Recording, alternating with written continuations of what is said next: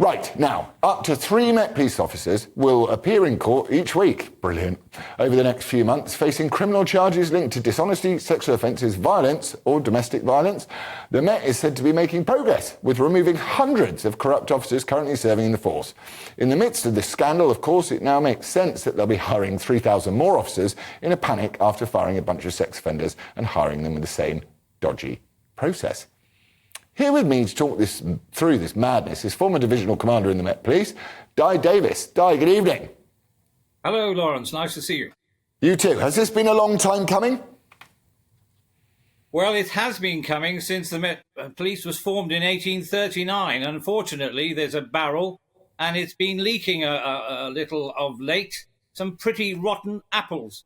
But we have to remember there's over 130,000 officers, men and women, in this barrel, and we're talking relatively still small numbers. Nobody excuses the kind of monster that we've seen, or monsters that we've seen of late. And I think we need to put it in some kind of perspective. That's what I'm saying. But if we're suddenly going to hire 3,000 new ones, should we not sort of update our background checks and stuff for new officers? Oh, absolutely. When I joined, my home had a visit, the sergeant came, my parents were vetted. I think even when I got married some 50-odd years ago, my wife's details and her family had to be vetted. That's how far we haven't come, and clearly something's gone horribly wrong. And as well as asking questions of so-called corrupt officers, we need to ask questions of those incompetents at every level who have allowed this system to perpetuate, whether it's the fact we got rid of 20,000 in the last X amount of years and we've quickly tried to recruit. And let's face it, we recruit from the public, but we deserve better. You and I deserve better from men and women who join the police, the Met and others. But, also I would say, look at the 650 MPs.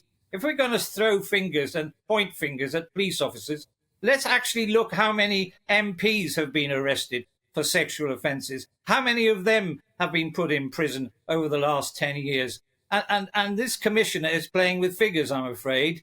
And this due process too. Nobody in this country is guilty until found guilty. And to actually say, I'm going to put 2 or 3 corrupt officers, great if he's got the evidence. I want to see that evidence and what charges out of so many so-called there are. And I think he's had to correct some of his figures. So you talk about woke, I think this is a woke commissioner. Do you think it's a woke police force? Do you think it's a politicised police force? Do you think we need to take the politics out of policing and return to policing without fear or favour? Oh, absolutely, 100%. That's when I joined back in the late 60s. We didn't have a lot of this nonsense. But what we had was captains who'd been to sea. They'd been throughout storms. Unfortunately now, we have a number of chief officers who, frankly, you wouldn't put in charge of a rowing boat, let alone a chief constable in charge of a force. There's something fundamentally wrong. And I've said on a number of occasions now, 1960 was the last time we had a royal commission. We need a royal commission to define exactly who should lead the police force. And I'm afraid to say woke have been, in many cases, selecting woke. And that's been going on virtually since I've retired, if I'm sorry to say.